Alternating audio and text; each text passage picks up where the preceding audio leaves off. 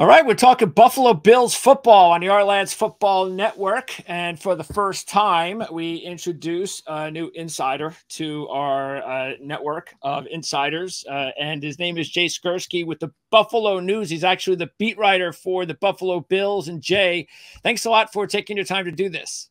Yeah, absolutely. No problem. Thank you for having me. All right, Jay. So how long have you been following the Bills for the Buffalo News?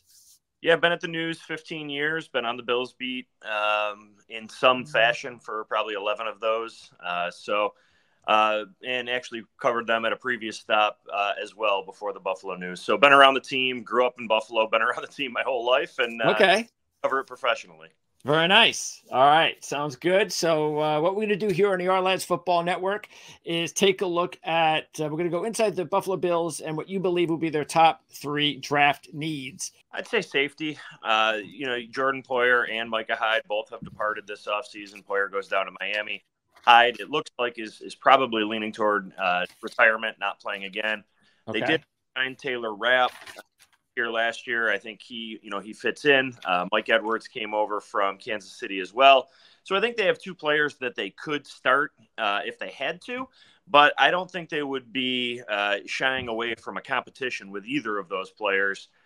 Both of those are short-term deals, or Edwards was a 1-year deal. So I think both in the short term and in the long term, developing a safety, which is a position that Sean McDermott knows well. He played it collegiately, and I think has always done a really nice job coaching defensive backs. So I think getting a young safety in here who could grow in Sean McDermott's defense would probably be their number 3 draft need. Okay, draft need number 2 for Buffalo. Yeah, I'm gonna go general and say defensive line. That could be defensive tackle or it could be edge rusher. If I had to pick one of those 2, I think it would lean toward the edge.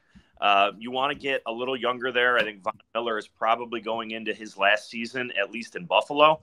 In terms of, with the contract that he has, they're gonna want to get out from that deal sooner than later, just because of the enormity of the cap hit. Greg Rousseau is going into the final year of his rookie contract. They did re-sign A.J. Epinesa, but I think he's more of a rotational piece. If you can get a young edge rusher somewhat early in this draft to develop, they rotate a ton on the defensive line. So it's not like whoever they draft is going to come in and need to play 70 or 80% of the snaps. It's really not going to be close to that. It might be somewhere near 30 or 40%. But you want those 30 or 40% to be impactful. And again, I think that could be along the edge, which would be where my preference would be earlier in the draft. But I think in the middle rounds, defensive tackle is a position that they could easily address too. Just going back to what I said before about how much they rotate. They need bodies up front. So whether it's edge or tackle, that's a need. Okay, so let's now zero in on draft need number 1 for the Buffalo Bills. Yeah, I think it's pretty obvious. I think anybody could guess it, right? You trade Stephon Diggs this offseason. You lose Gabe Davis in free agency. It was wide receiver even before I think they traded Stephon Diggs. And now, obviously, it's a massive hole on this roster. You do not have a number 1 receiver. You could argue that you maybe don't even have a number 2 receiver, depending on what you think of Curtis Samuel and Khalil Shakir, who's coming back. And I think had a nice end to the season. But to me, those guys are maybe ideal number 3 receivers in an offense. I don't know that they're number 2. And certainly I don't know that anyone would consider them number 1 receivers right now. So wide receiver is far and away the biggest need going into the draft for the Buffalo Bills. And I don't know that you would find a disagreement on that from anyone, probably even including general manager Brady.